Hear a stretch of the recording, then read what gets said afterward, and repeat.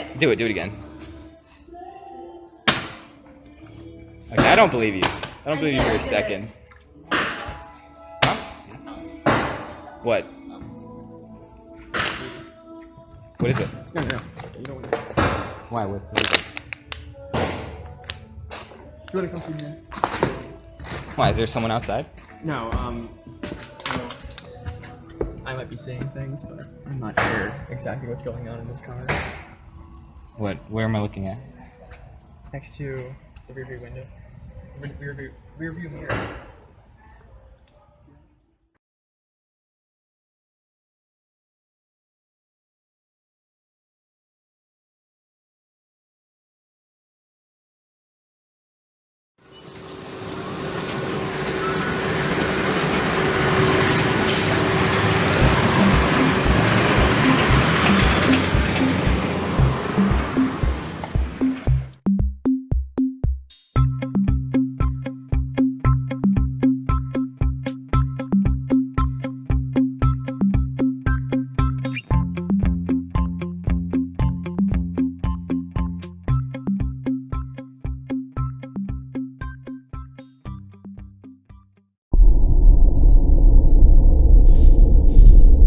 Now let's learn about the sides and corners of different shapes.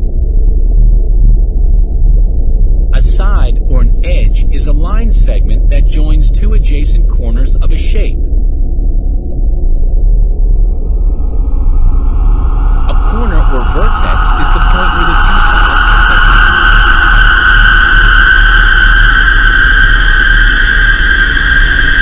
Let's look at this triangle. It has three sides. 1, 2,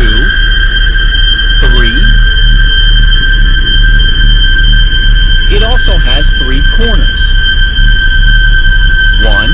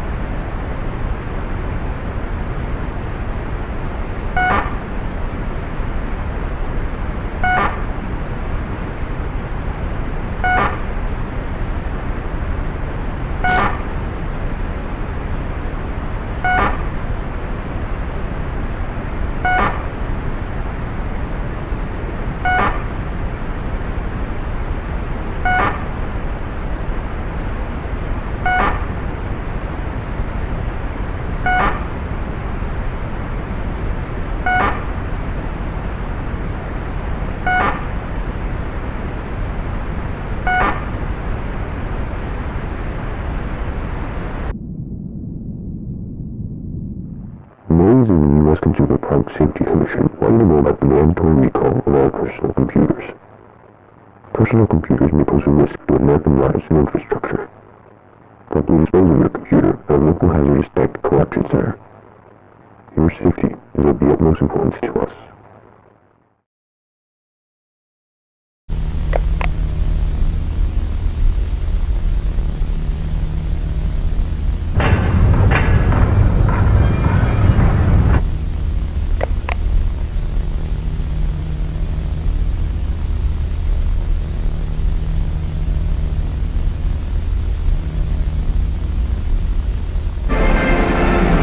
Delegation pays him this ovation and rises to its feet.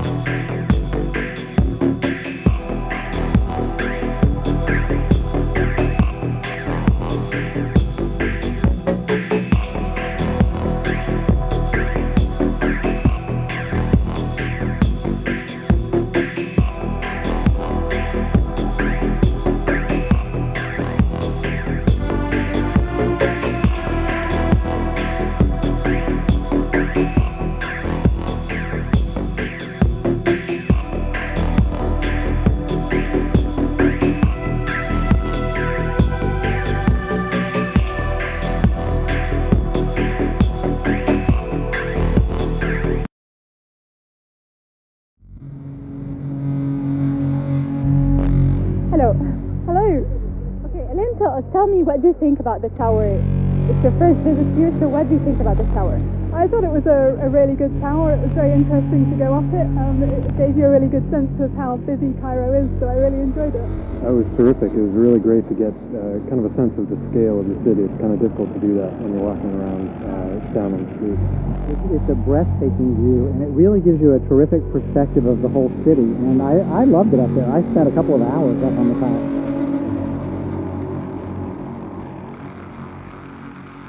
Due to evacuations around the Suez Canal, millions traveled to Cairo in search of housing.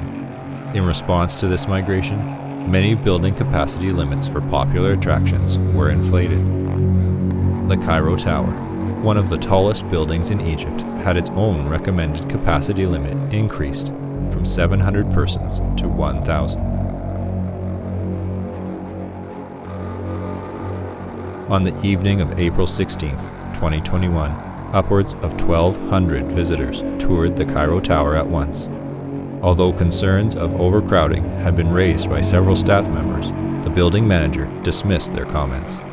Since the Suez Canal crab would be passing by later in the evening, he also encouraged visitors to enter the upper levels of the tower, as that would provide a better vantage point. At 8 p.m., the Suez Canal crab was observed to have turned toward the Cairo Tower and proceeded to approach. Despite an alert sent out by the Egyptian government for civilians to immediately vacate structures in the crab's path, most visitors ignored the warning and stayed on the upper levels of the Cairo Tower as it came near. At 8:15 p.m., the Suez Canal crab was seen to have stumbled, and in an attempt to regain its balance, crashed into one side of the Cairo Tower, killing over 200 people. The resulting tremors that traversed the building damaged its staircases and elevator systems beyond repair. The cascade of shipping containers from the Ever Given, knocked forward by the momentum of the initial stumble, lasted for over 2 minutes, as an estimated 800 containers broke from their locks and pushed forward an additional 1,000 containers. As all 1,800 containers tumbled down through the building, the structural integrity of the Cairo Tower rapidly diminished. Falling debris and containers are reported to have killed over 800 visitors. At 8:19 p.m., the Cairo Tower fully collapsed, dragging the immobilized Suez Canal crab into the ground. In total, only 39 of the 1,189 visitors of the Cairo Tower survived. 2 of the 15 staff members escaped to safety, including the building manager. None of the 6 security guards survived. Although paramedics and police officers had arrived shortly before the Cairo Tower's collapse, the visibly unstable tower prompted them to collect survivors on the ground and retreat to a safe distance.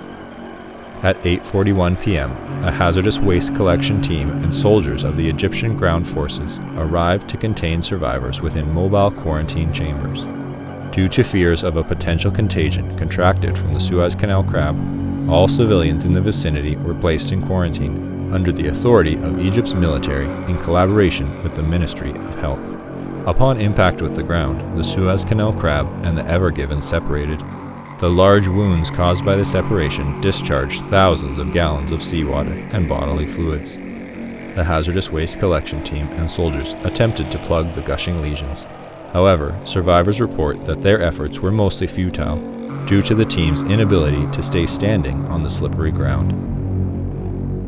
With the number of accidental falls among the troops on the increasingly wet ground, the Egyptian army diverted its focus from closing wounds on the Suez Canal crab to evacuation efforts.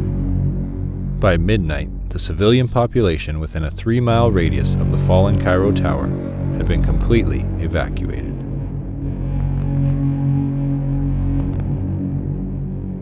On the morning of April 17th, Egyptian authorities publicly announced that the Suez Canal crab had fallen in Cairo and laid in a vegetative state. Although the Cairo exclusion zone was primarily intended to prevent any media coverage of the crab and the surrounding destruction, several journalists managed to record footage of the site through the assistance of private helicopter pilots. By 8 a.m., clips of the crab were trending on Twitter. Members of the Anti-Device Association attributed the severity of the disaster to the development of intelligent devices, specifically to Twitter machines. They reasoned that due to the popularity of Twitter in America, the Ever Given was overstocked with tea machines, which weighed the ship down and consequently caused the initial obstruction of the Suez Canal. On Twitter, the ADA released a vicious string of messages criticizing Twitter, Hillary Clinton, and Egypt. Along with images of the Suez Canal crab, photos of scattered goods that had fallen out of the shipping containers became a popular topic of discussion. One image of a sports car resting on top of debris would be retweeted by the ADA with the caption, "The Cairo exclusion zone is a conspiracy to keep goods in Egypt. The American people have been robbed." The tweet was shared by over 10 million users. Taking notice, the ADA followed up with tweets suggesting that an Egyptian soldier had driven home the sports car in the image, and that the goods needed to be rescued by their rightful owners. The ADA deemed April 19th as Finders Keepers Day and urged all Americans to travel to Egypt to obtain the goods left by the fallen Suez Canal crab. Overnight, an estimated 12,000 flights to Cairo were booked by American citizens.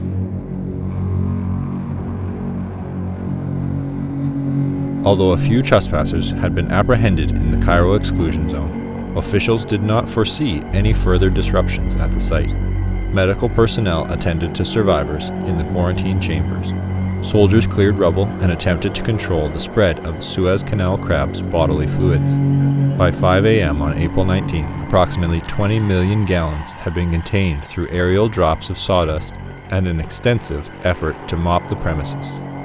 Although several officials discussed a plan to lay down military-grade mats to enable the hazardous material collection team to walk up to the crab for closer analysis, it was ultimately decided that no further action would be taken until the following evening, as it was believed that the midday sun would evaporate most of the fluid. At 12 p.m., over 12,000 Americans gathered in front of the gated entrance of the Cairo exclusion zone. 4,000 Egyptian police officers and soldiers stood behind the perimeter to guard the exclusion zone from trespassers. At 12:03 p.m., violence erupted when an American shot a police officer in the face. Consequently, tear gas was used on the raging mob. Tanks and heat rays arrived shortly afterwards to deter any trespassers. However, by 12:10 p.m., the front entrance gates of the Cairo exclusion zone collapsed from the force of the charging crowd.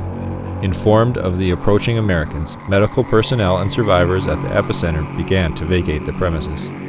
By 12:43 p.m., the first Americans were seen by officials at the epicenter. Although the wet ground was expected to significantly slow their approach, several citizens had arrived earlier than anticipated since they had utilized car hubcaps to slide quickly across the ground. With no law enforcement at the scene, the American citizens began to collect fallen goods and pry open shipping containers. Popular goods included furniture, firearms, processed food, tea machines, bars of gold, automobiles, and designer clothing. As Americans continued to arrive at the epicenter, more injuries from accidental falls were observed. Concussions and broken arms were the most common injuries during the initial break-in. At 1 p.m., several fights broke out over a Ford pickup truck that had rolled out from a container and crushed a family. 3 aggressors were shot by a man who had found a rifle. The conflict fueled an unpleasant atmosphere, with more instances of gun violence as time went on. One notable incident saw the discovery of a container of firearms by a group of young children. The accidental firing of an automatic weapon by one child prompted the intervention of their parents and other adults. The resulting verbal argument escalated quickly and broke out into a full-scale gunfight with over 14 armed subjects, including the children. Another fight erupted after the discovery of a deluxe barbecue grill, which 13 Americans had simultaneously called dibs on when the item was pulled out of a shipping container. All 13 Americans died from gun-related wounds. When the last wave of the 12,000 Americans had entered the epicenter, overcrowding ensured that the accidental fall of one individual would trigger a continuous series of additional falls. Without any open space for the midday sunlight to reach the wet ground, the bodily fluid had no time to evaporate, and the number of falls steadily increased. At around 1:30 p.m., one of the posterior legs of the Suez Canal crab twitched and incited panic in a nearby crowd. As Americans attempted to flee, many fell on the slippery ground and were trampled by those rushing behind them. By 1:33 p.m., the screams of the panicked crowd had reached a deafening volume, reportedly being heard over 5 miles away. Due to the reinforcement of the Cairo exclusion zone's gates and orders from the Ministry of Health to prevent any American citizen from leaving the exclusion zone, the massive crowds were kept inside the 3-mile radius of the epicenter, held in place by an orderly line of tanks that flanked the entirety of the zone's perimeter. The gates stood for over 6 hours as Americans ran from the epicenter. Many soldiers became ill at the sight of injuries caused by the thousands of bodies being crushed into the metal bars. By 7:15 p.m., everyone within a half-mile of the gate had perished from extreme pressure. Heat exhaustion, accidental falls, and gun violence were also major causes of death. The Cairo exclusion zone gates were opened at 8 p.m. Soldiers searched for the remaining survivors. Of the over 12,000 Americans who had arrived, only 944 survived. 77 of the American survivors were found kneeling around the Suez Canal crab and claimed to have been promised from a deity that they would survive if they prayed to the crab.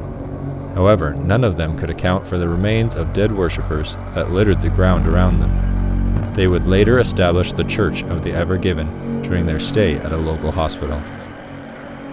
Howard Melrose, an American journalist permitted to visit the Cairo exclusion zone the day after the stampede, said of the site, "It looked like something from a medieval painting. All of their bodies were jammed into each other. Everyone became one."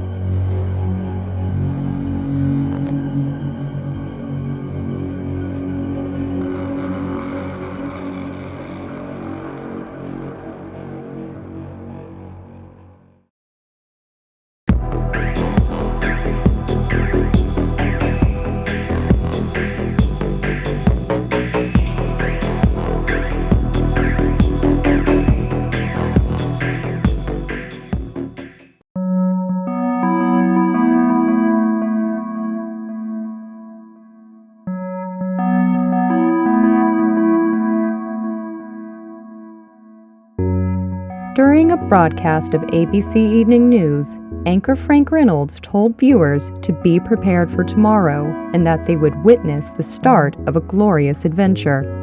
Word spread quickly throughout the country, and civilians invited friends and family to their homes in anticipation of the next day.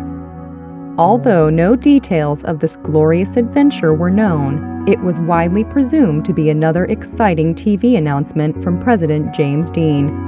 Watching parties were organized in living rooms across America, and on the evening of May 13, 1969, after the ABC Evening News ended, televisions were closely watched with millions of unblinking eyes. No one wanted to miss what President Dean had to say.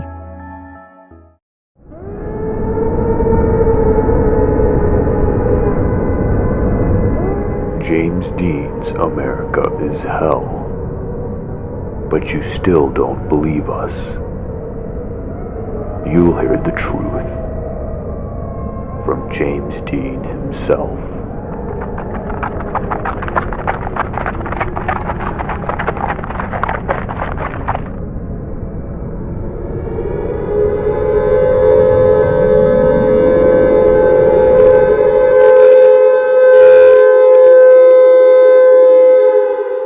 Immediately following the broadcast, air raid sirens activated across all 50 states. The sirens blared at a far greater volume than usual and burst the eardrums of every civilian within a 4-mile radius. The resulting panic triggered severe overcrowding at bomb shelters and deadly stampedes in the streets. Thousands were trampled and hospitals were overwhelmed within the hour.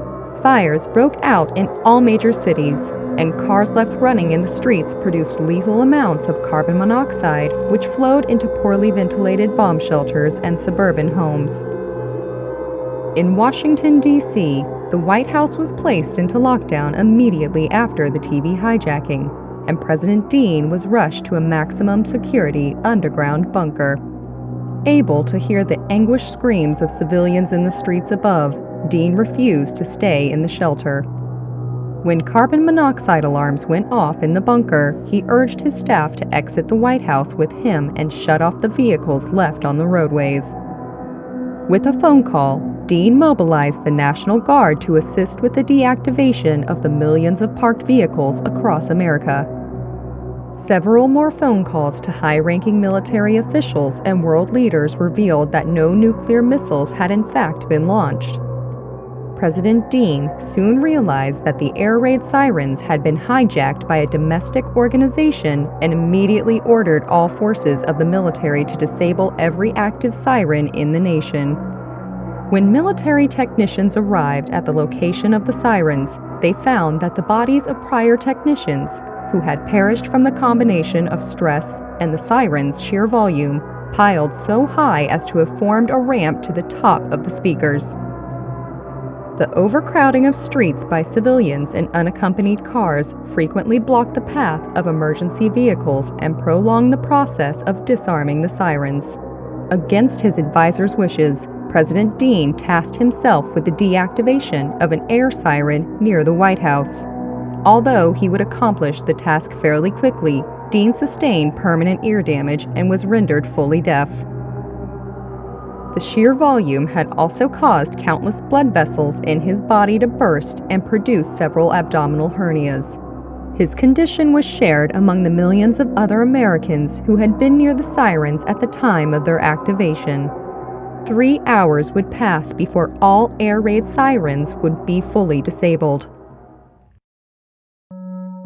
The next morning, at the advice of federal authorities, civilians slowly made their way from the shelters back to their homes. Although some continued to stay in the shelters for fear of radioactive fallout, most accepted the explanation given by military officials over the radio. There is no nuclear holocaust. A domestic terrorist organization hijacked the sirens of America. The streets were littered with bodies and automobiles. The National Guard handed out blindfolds to the young, sick, and elderly as they exited the shelters to prevent the scenes of bloodshed from causing fainting spells and heart attacks. At the Walt Disney Medical Center, physicians examined President Dean and other members of his staff who helped disarm the sirens. All were diagnosed with severe hearing loss. Against his doctor's advice, Dean insisted on issuing a public statement on the traumatic events that had transpired. Although he initially wanted to appear on live television, a glance at the mirror discouraged him, as he saw the countless bruises and tears present on his skin due to the intensity of the sirens.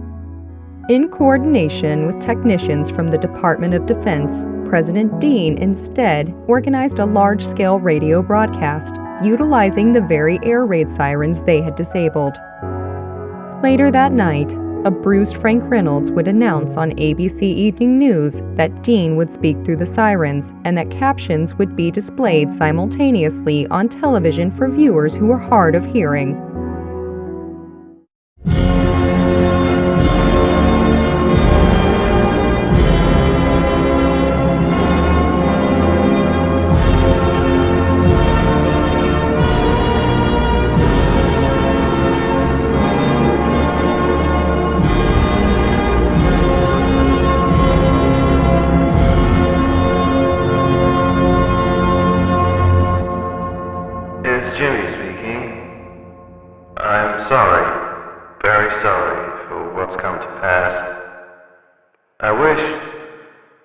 I could bring back your friends, your family. I want to fix everything. This is not the announcement I planned for. But as you know, there are people who have it in for us. The Anti-Dean Association. They hijack our systems. They hurt people. The Anti-Dean Association is an anti-American association. I want you to keep an eye out for them. They will not be hard to find because they are very proud of their silly ideas. Find them and bring them to your local authorities. We'll make things right. We have places for people like them. This is Jimmy signing off.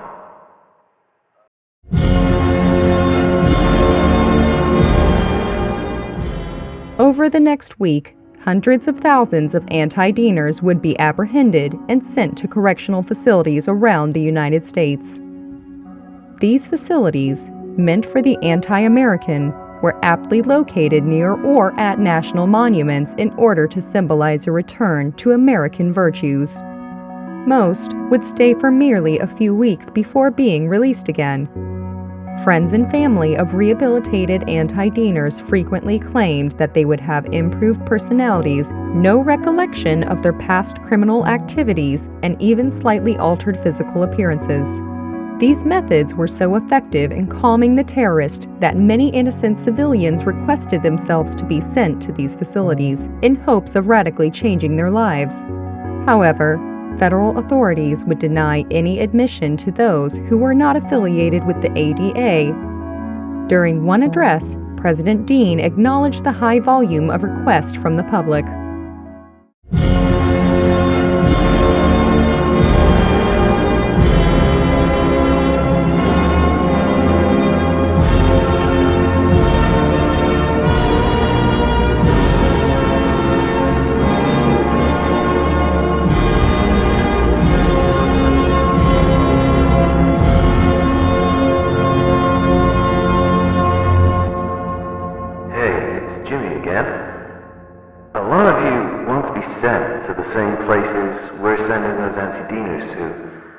I get it. Those who come out of these places, they look clean as a whistle. But if we send you to those places too, then those correctional facilities lose their purpose. If we send everyone to prison, then what's a prison anymore? This is Jimmy signing off. On the morning of May 22nd, 9 days after the disaster, President Dean received a state-of-the-art hearing implant from Maze Machines, an up-and-coming tech company. Around noon at the Walt Disney Medical Center, the device was surgically inserted into Dean. The sound quality of the implant and the speedy nature of the surgery inspired Dean to imagine a new government department, which would be able to oversee the mass production and distribution of quality hearing implants to the American public.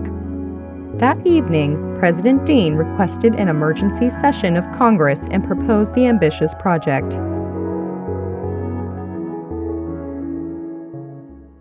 I can't hear a damn thing. Did you hear me?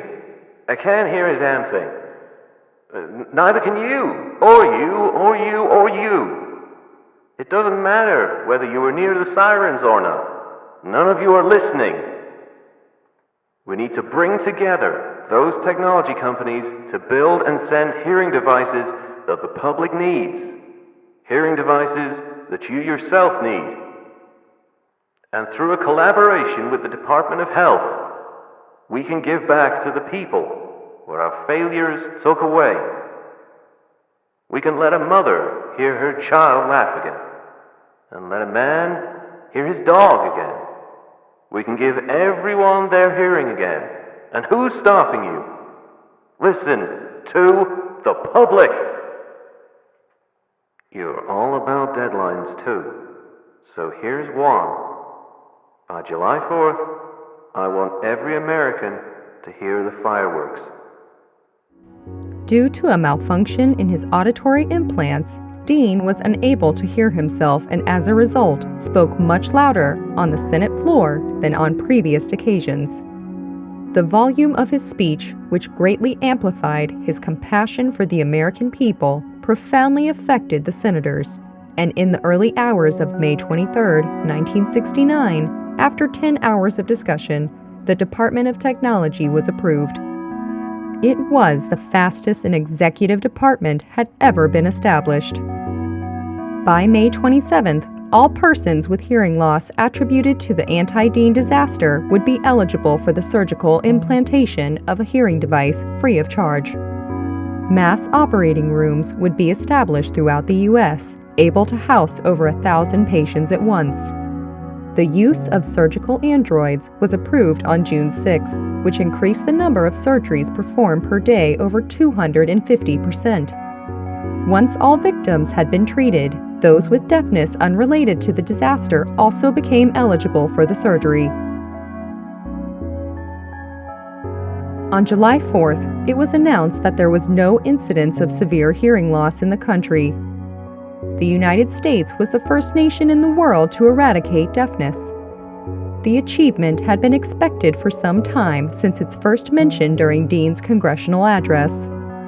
In preparation, many health organizations, both domestic and international, had prepared to host banquets for Dean and grant awards to him and his staff. However, President Dean spent the entirety of Independence Day racing cars with close friend Richard Nixon at a local speedway. Though many would cite the recovery from the anti-Dean disaster as James Dean's finest hour, the president was never willing to accept responsibility. All we did was fix some ears.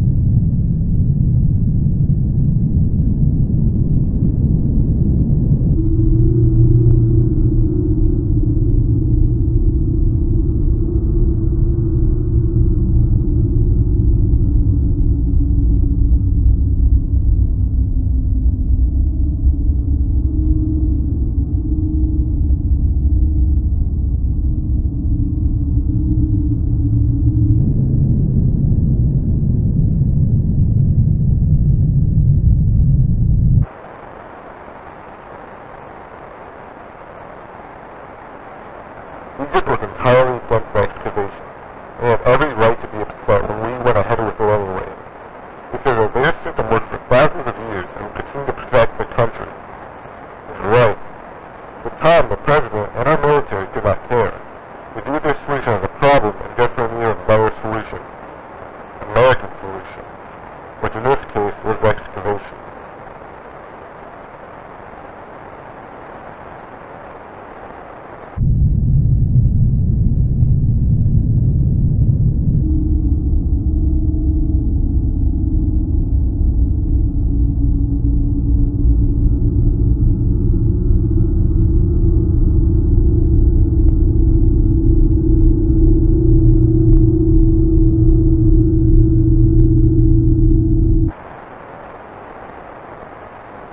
Once the pyramids were classified as CFMDs by the U.S., the excavation was inevitable. CFMDs have been acknowledged by the UN Security Council as the single most dangerous threat to humanity. Of course, this was before climate change and mankind was classified as CFMDs under the new administration. At the time, it meant that the pyramids required immediate action.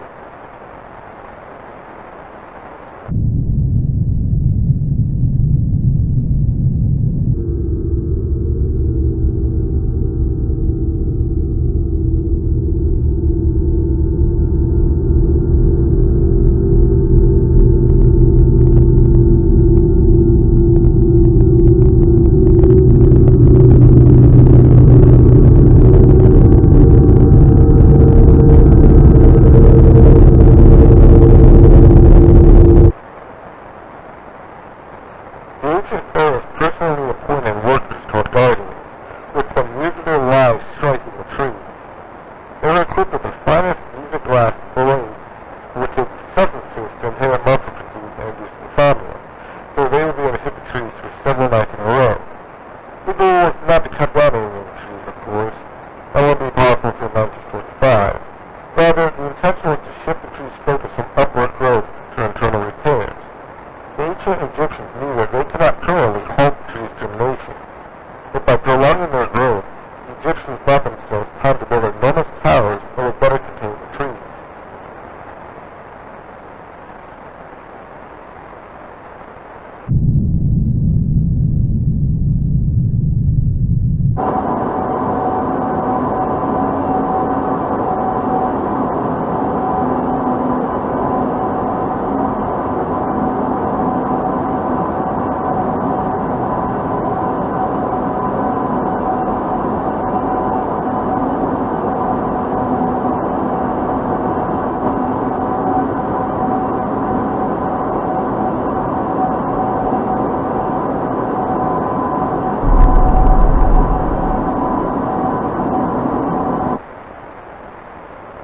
the first week of excavation, we had found the pyramids extended much deeper into the sand than we had previously thought.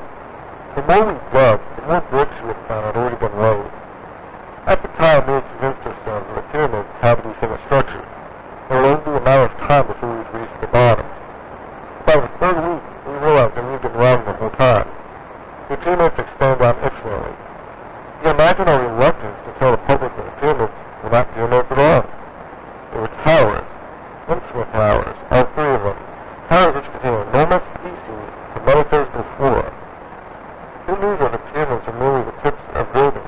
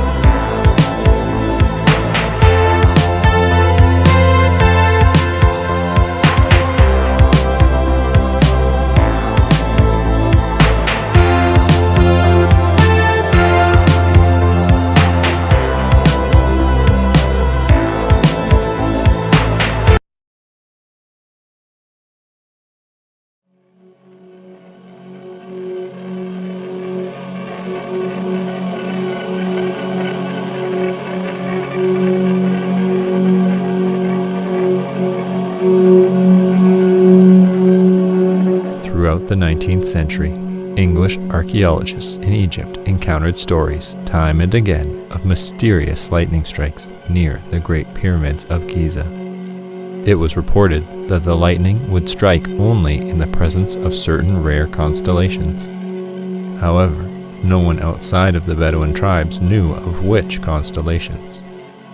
The secrecy protected the value of Giza glass, a mineral created by the strange lightning striking the desert sand. The glass also served as a form of black market currency for several tribes. For decades, the Bedouins' knowledge eluded British archaeologists. For as long as the constellations remained unknown, the Giza glass that formed was retrieved by the Bedouins long before anyone else arrived. However, in the late 1870s, British Egyptologist Flinders Petrie discovered the constellation which preceded the electrical phenomenon. In 1880, he arranged an expedition to collect samples of Giza glass for the British Museum. Petrie accurately predicted the appearance of Giza glass, and with the help of British troops, secured the location of the glass for themselves. The glass, which formed in long multi-layered sheets, was fractured in order to be more easily transported. While collecting fragments, Petrie slipped and landed on an upright plane of Giza glass. The force of the fall, combined with the sharpness of the material, decapitated Petrie immediately. While British troops at the scene quickly assumed Petrie had been killed, a closer inspection revealed that he was still alive.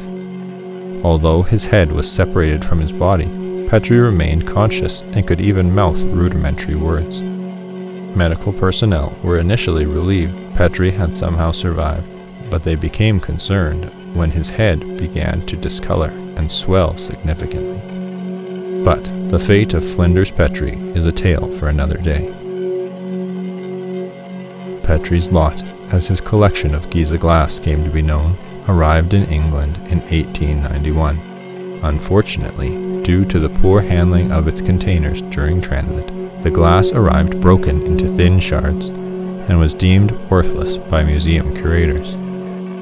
Yet, as a token of international diplomacy, the British Museum divided Petrie's lot among visiting American ambassadors. Vaguely aware of Giza glass's odd properties, President John D. Rockefeller ordered the immediate confiscation of the material from the American ambassadors. Although many in his administration were eager to see the glass be used in warfare, President Rockefeller refused to authorize military use and instead discussed other possible applications with the head of the Department of the Interior.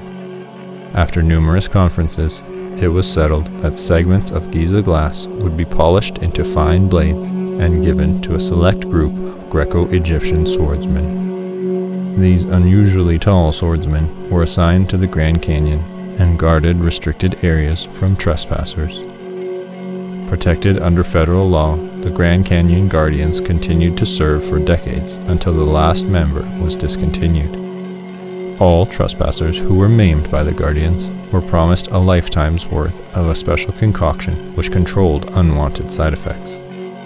However, since the medication's efficacy decreased over time, older victims were promised housing within the Grand Canyon to guarantee their safety and privacy from the outside world, but only under the condition that they would lure known dangerous persons wanted by the federal government to the forbidden zones of the national park.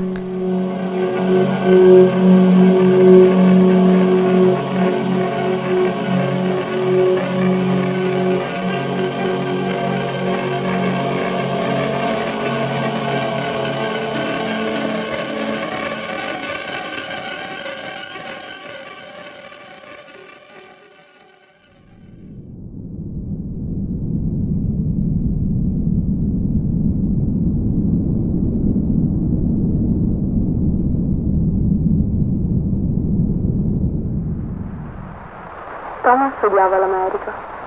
È andato a Roma quando era un 21enne e ci è rimasto per il resto della sua vita. Era divertito dal fatto che la proprietà degli schiavi americani lo volesse per creare una statua chiamata Libertà. All'inizio Thomas non voleva aiutarli, ma poi realizzò che la statua poteva diventare un simbolo per altre persone.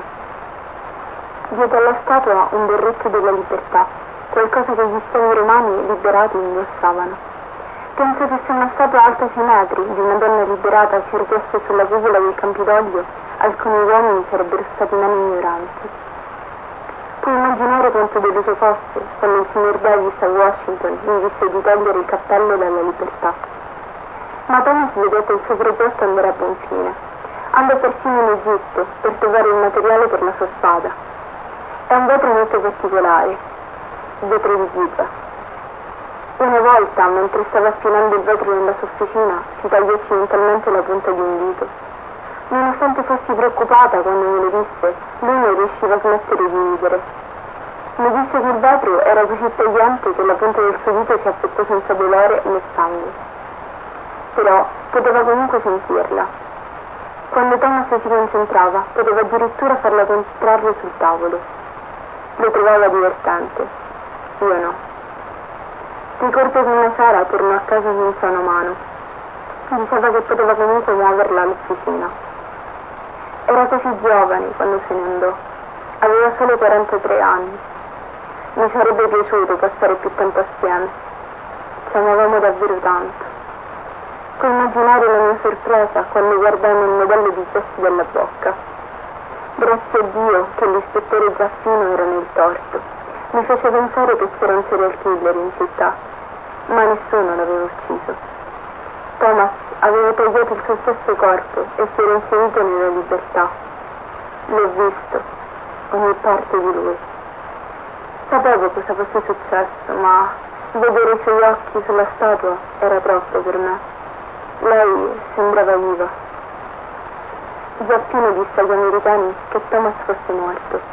Credo che lui abbia trovato la verità da allora. La polizia di Gibilterra pensava che sarei stata devastata dal sentire che avessero trovato la pelle di Nina nella grotta. Ma ero sollevata. Stavo ancora viva. Thomas deve averla messa nella statua con lui. Dentro la libertà. Thomas e Nina stanno proteggendo l'America. Insieme.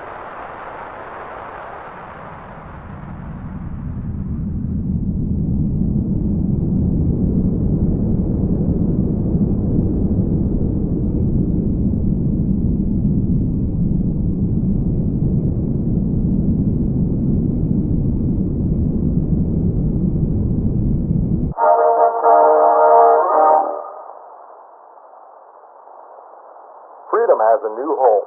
Following the ADA storming of the Capitol on January 6th, numerous organizations expressed interest in purchasing the Statue of Freedom. The statue, which fell during the riot and caused over 150 casualties, was seen by reactionary politicians as a result of poor craftsmanship, and blamed her original installer, Philip Reed, for her collapse. Reed, an experienced architect and enslaved man at the time of Freedom's assembly, this has become the latest in a series of historical figures demonized by the ADA. Due to growing reluctance to reinstall the Statue of Freedom, the Department of the Interior has instead transferred Freedom to an undisclosed location in the Grand Canyon and rejected all other offers to purchase her. When asked why the statue had been sent to the Grand Canyon, President Dean replied, "The rocks won't shoot her down."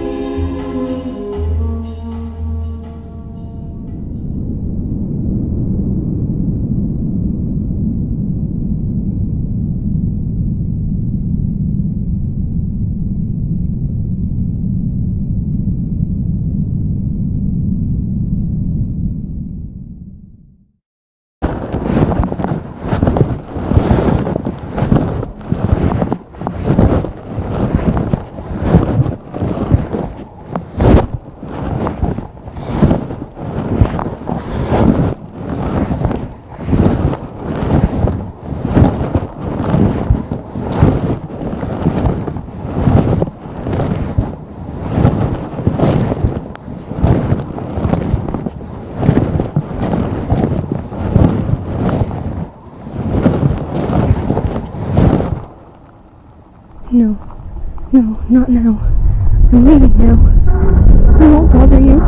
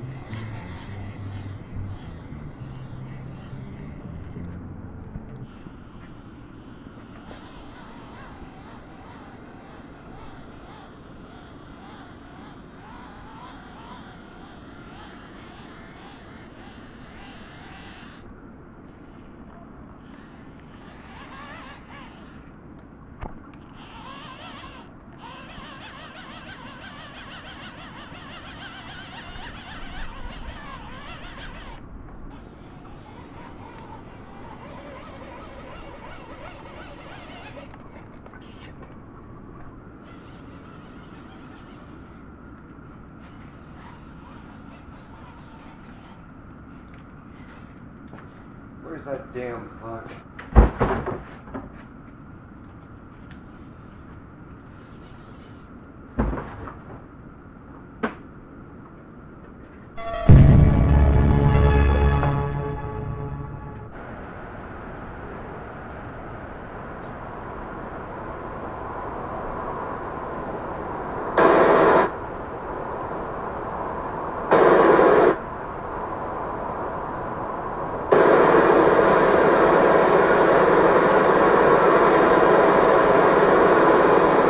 I haven't forgotten you, men.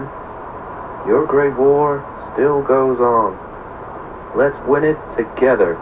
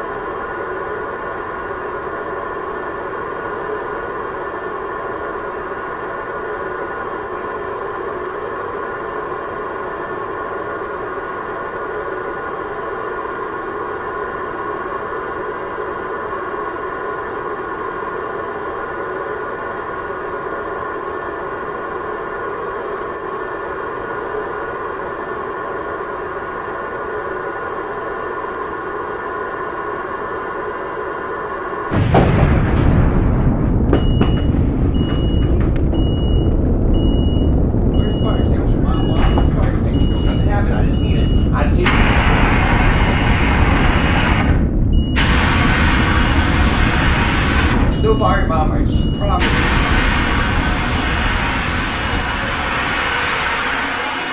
It's okay, Mom, just don't worry. Don't worry, Mom.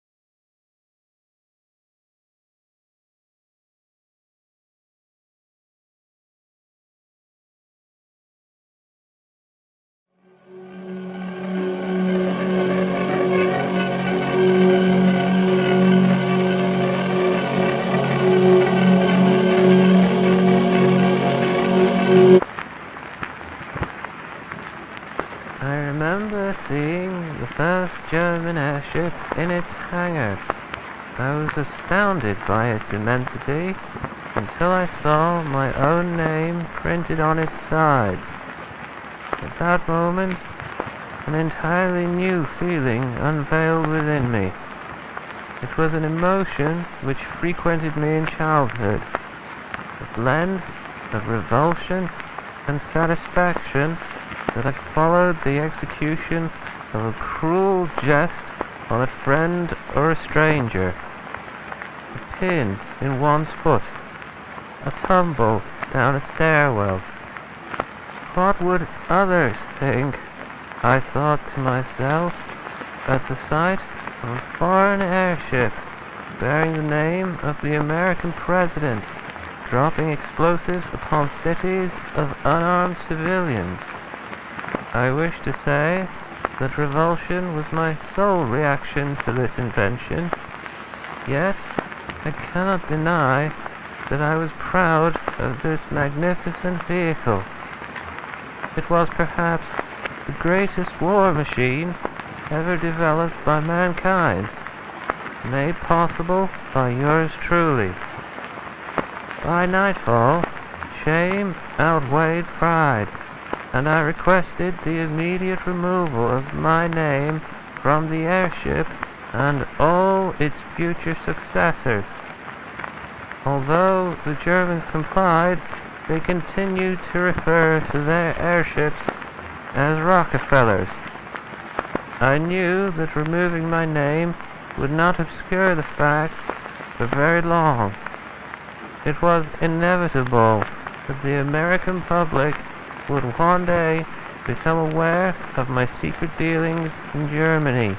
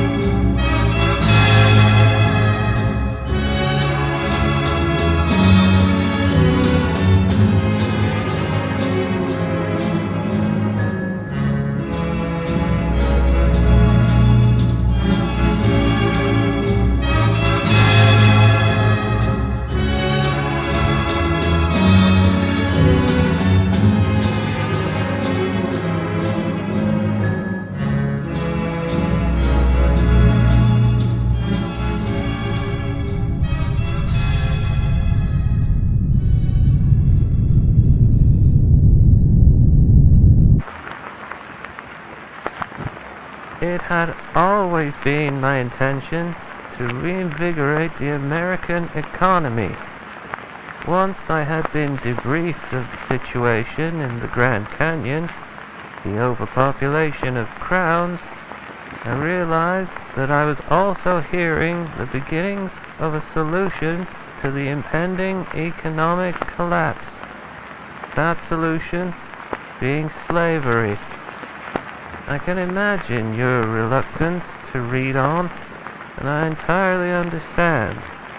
Rest assured, I believe that all citizens should be unconditionally promised the very freedoms that our country established at its founding: life, liberty, and the pursuit of happiness. However, crowns are not men or women, nor are they animals. They are merely the decayed shells of ignoble criminals. They do not qualify for the same freedoms exercised by ordinary civilians. Once they were conditioned and bound together, the crowns became the perfect workforce. They did not rebel, for they could not speak. They could not leave, for they were chained. And best of all, the crowns were incapable of forming unions.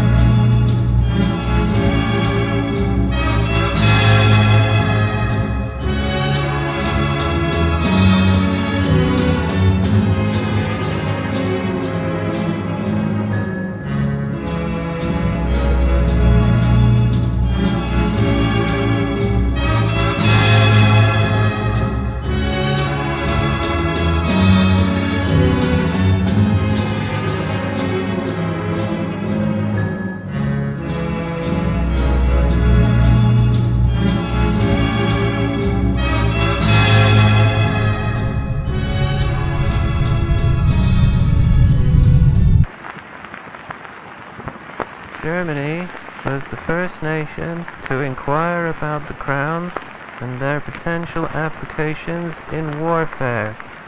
I never mentioned the vast quantities of geyser glass we owned, since I knew that it could provide them with many more crowns at low cost. Instead, after signing several agreements and receiving a tremendous German sum, I provided them with over 100 crowns, along with my best advisors and the brightest engineers. Our time with the Germans gave rise to the greatest military vehicles in history, the Rockefellers. Germany's growing demand for men and crowns to construct more Rockefellers revitalized the American economy. Very few nations offered to hire as many of our men and women, and none would have paid as graciously as Germans did. It was, by all accounts, the greatest and most sustainable partnership of recent times. I could not have foreseen the destruction those airships would eventually inflict to the very nation that provided them. I thought that their creation would unite Germany and America. I could not have predicted that by 1918, Rockefeller bombing raids would have killed thousands of American and European soldiers. My terms were over before I could take action against the Germans. It was the administration after my own which was tasked with the seemingly impossible mission of destroying the Rockefellers while preserving the reputation of the former president. Although they knew of my dealings in Germany and had every opportunity to expose me, they chose not to, for in their eyes no good could come of it.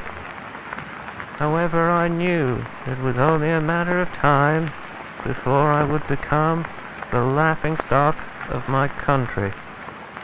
As the war drew to a close, I often found myself in a daze, envisioning my assassination on the streets of New York, or, more likely, on the steps of my very own center. However, it would be years before my visions would acquire any plausibility. President Hughes did a fine job of eliminating every Rockefeller while concealing my involvement.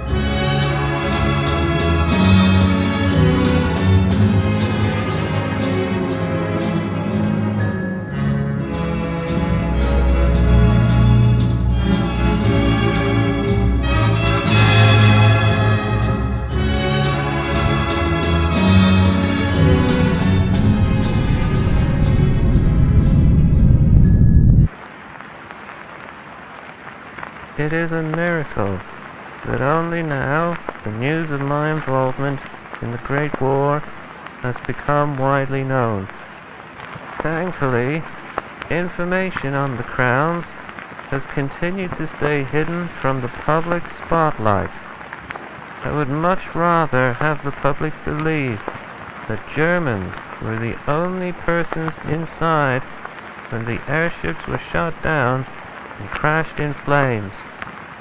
With the tragedy at the center, and now the airship scandal, known by many as the Rockefeller Revelation, I believe that my failures have finally caught up to me.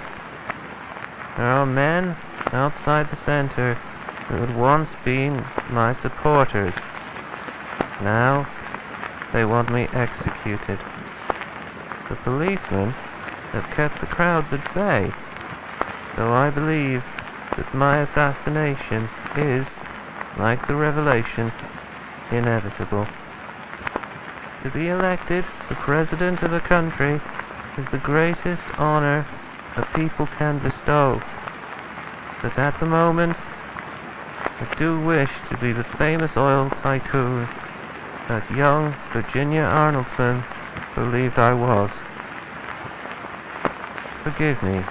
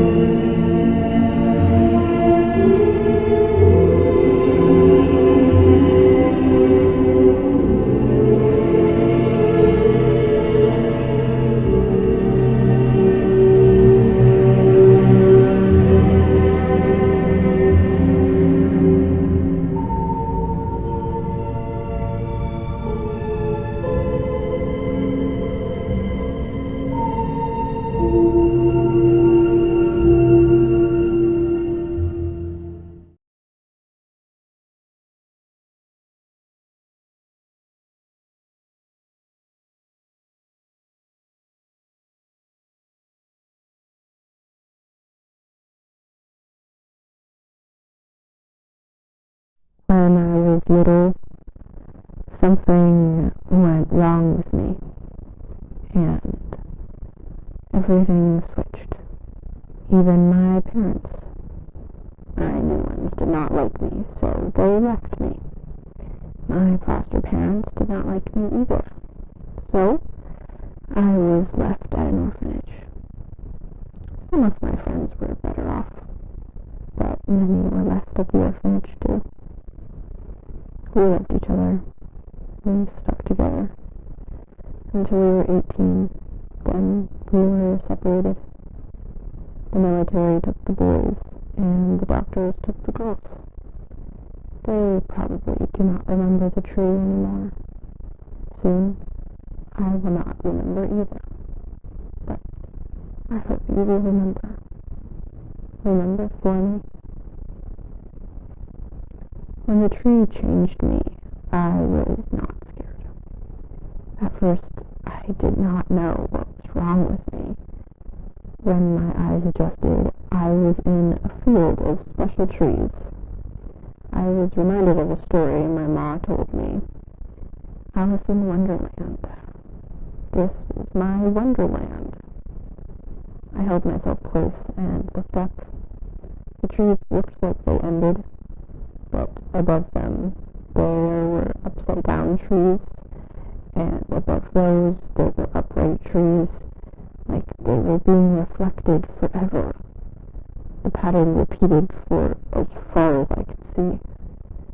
I looked down, and I thought I was on solid ground, but when I looked more closely, I was sitting on a thin, floating layer of dust.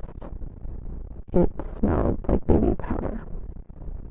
And through the dust, I could see the start of another tree. And below that one, there was another, and another, an infinity of trees. While I played with the dust, I heard distant footsteps. They grew louder and louder. Then there were bright flashes of light all around me.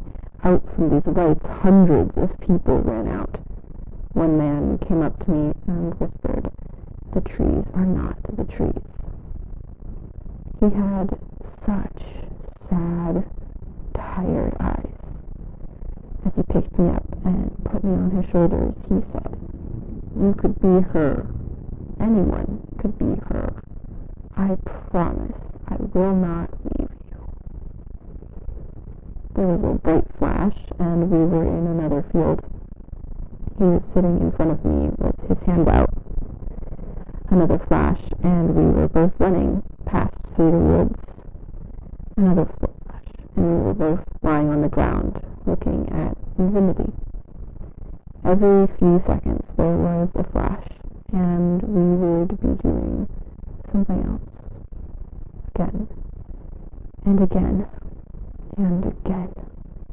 Over, and over, and over. It would not stop. It felt like forever. Years of flashes. I was so angry at first. But soon I had those sad, tired eyes of his too. We were so sad and tired. Every now and then we would flash to another layer of dust, above or below, who knows. But we would always see the climbers. I think there were people who tried to climb the trees while they were flashed around. They were stretched and burnt. Maybe the dust was the people that fell. The man was always with me. He kept me safe the whole time. It must have been years. It felt like 500 years. I named him Everett. He was always there. He never left me. Everett was my best friend. Then on one random day, no time, one random time, all the trees bent, and a flash brought me back to New York. All my friends were around me, but this was another New York. I did something wrong, and I lost Everett. I ruined everything. should have stayed home that night. Why did I not stay home? I lost everything for me and my friends. I ruined their lives. I will not tell you about the orphanage. It was a hard time. I will keep memories of the orphanage to myself. They do not matter to you. When I was 18, I left the orphanage. I looked for my new parents. They were not together anymore. My new pa died from a broken heart, and my new ma lived all by herself. She did not let anyone into her house anymore. All because of me. I wanted my old parents back. I went to the Rockefeller Center for an answer. The tree stood at the top of the plaza, above everyone else.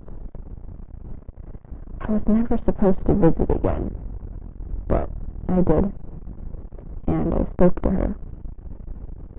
At first, I could not understand her.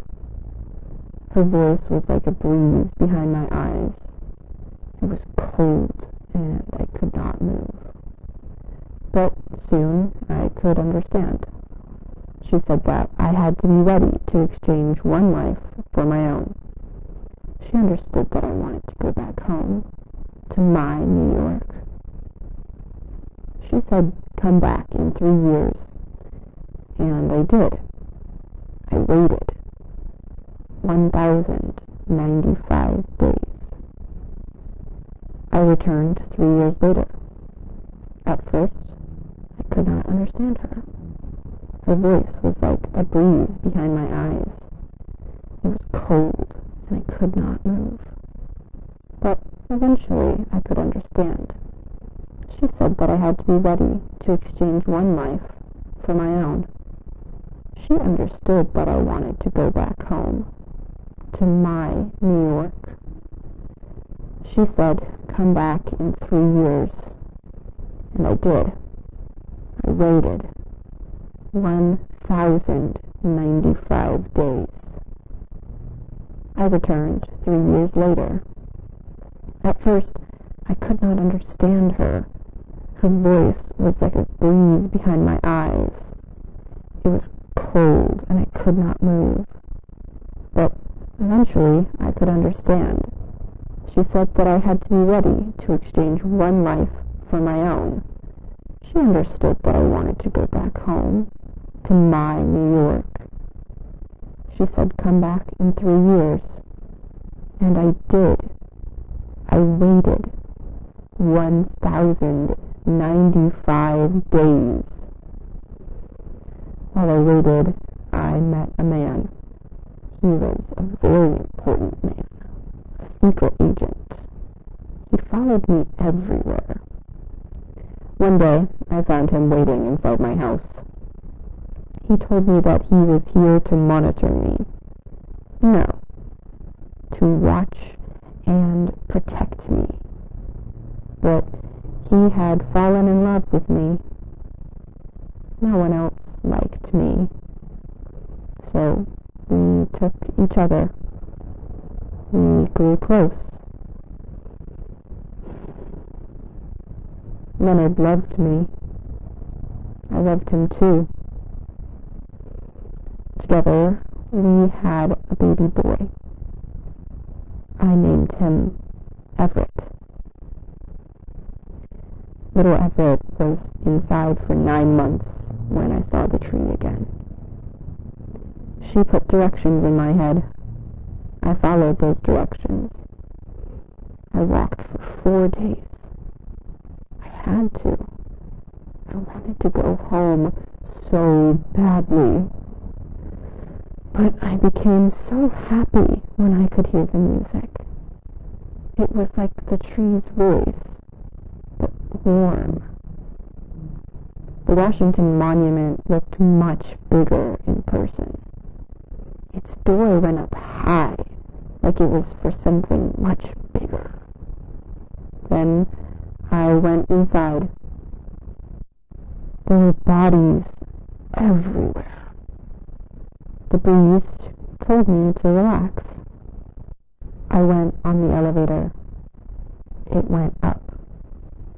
All the way up. It stopped at the top, and the music blared. It was so loud I could not move. The floor opened, and I fell all the way down. I felt myself hit the ground. Then I kept drifting down, past the ground, past rock, sand, and magma, through the layers of earth.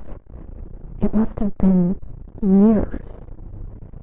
It felt like 500 years. When I reached the other side, and I felt myself rising through all the layers of earth, past the magma, sand, and rock, past the ground, back into a body, another body, almost the same body, and flattened like a little red pancake. But I felt so empty. My belly had sunk. Little Everett was not with me anymore. Many others laid around me, broken like me, almost alive and completely still. But little Everett was nowhere. While everyone else exchanged for their own lives themselves, I must have exchanged little Everett for mine. I cried. I cried for years.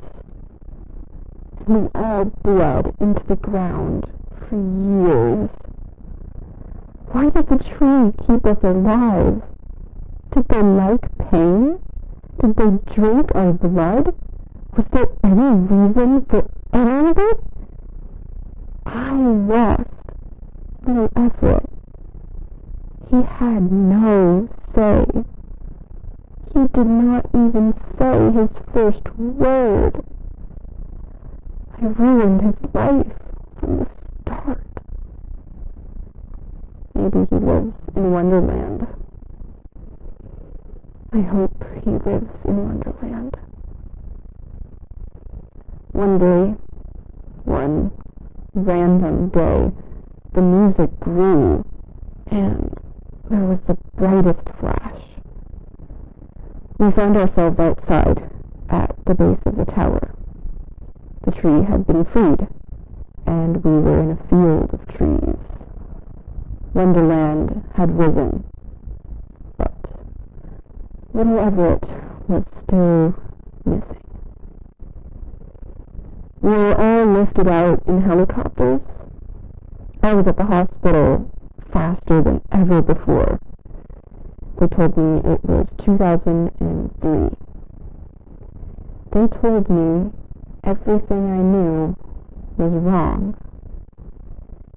They told me everyone I knew was dead. And now they plan to fix me. I'm sorry, Pa. I'm sorry, Ma. I'm sorry, friends. I'm sorry, Leonard. I'm so Everett. Please remember me. Please, please remember me.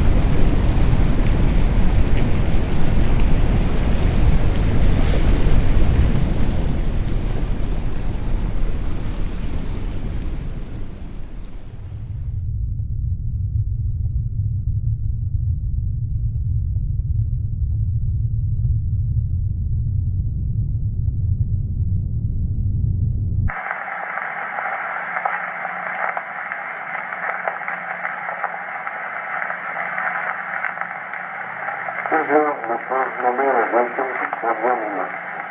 Je voudrais le mentionner le service diplomatique. Alors, comme la nation explique forcément, l'incompréhension de la nature humaine est criminelle. La diplomatie, dans la psychologie, est la véritable équipe de l'esprit. Aujourd'hui, je sais qu'il n'y a qu'une seule véritable source de bonheur. Et elle a fait de toucher ce bonheur. Mais c'est sacrifié. Pourquoi payer ce sacrifice? C'est la société du secteur, selon le psychologue, qui détermine les activités de la satisfaction. Selon les vertus de l'efficacité, selon la néo-savoir accompagnée du chemin des hommes. Pour la commerce de l'Antiquité, je voulais lire le commerce de l'Orient et de l'Occident. Il fallait rassemblés dans une façon qui change l'arrêt de folie et s'engager dans la bataille. Et heureux que je voudrais partager avec vous, peut-être même une prémonition. Un jour, je voulais entendre ceci, entre ces canards de songe, et regarde ainsi l'avenir à la deviner, avec tradition. Les voyageurs viennent visiter un temps aussi capable de voir. J'ai donc essayé de tout instrument qui s'était mis sur le parole. Une expression, un traitement sombre. Le canard nous voyait parmi notre civilisation, un total de millions d'années de navigation.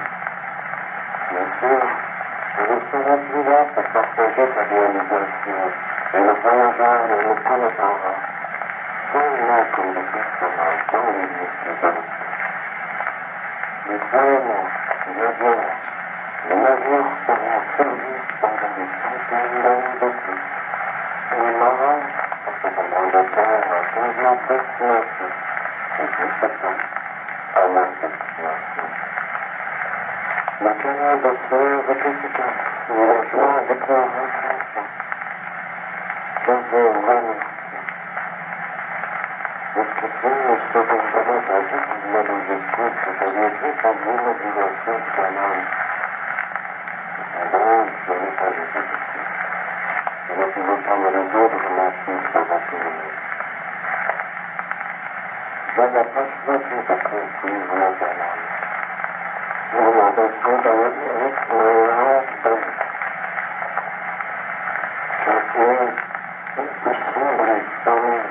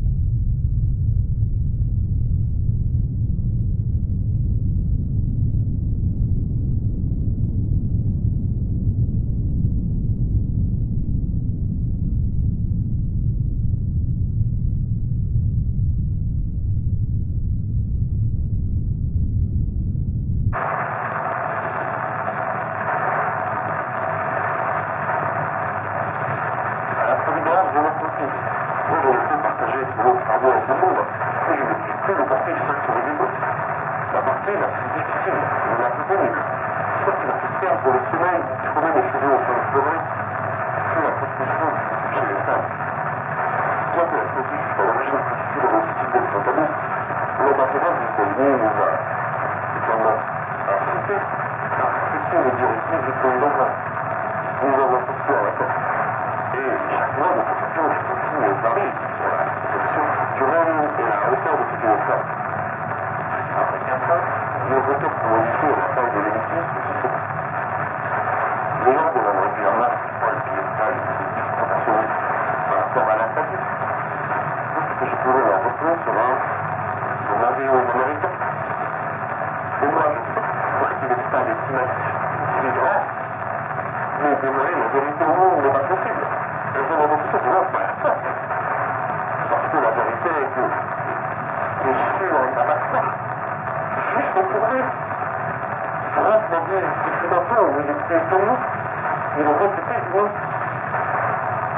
Il l'appelait le serpent à terme, ou Fado de Guinée, le dévoreur de village. Et donc, les Iroquois venaient à Jean-Louis Chédan. C'était pas une coïncidence. La famille est fondateur, la famille de l'exploration.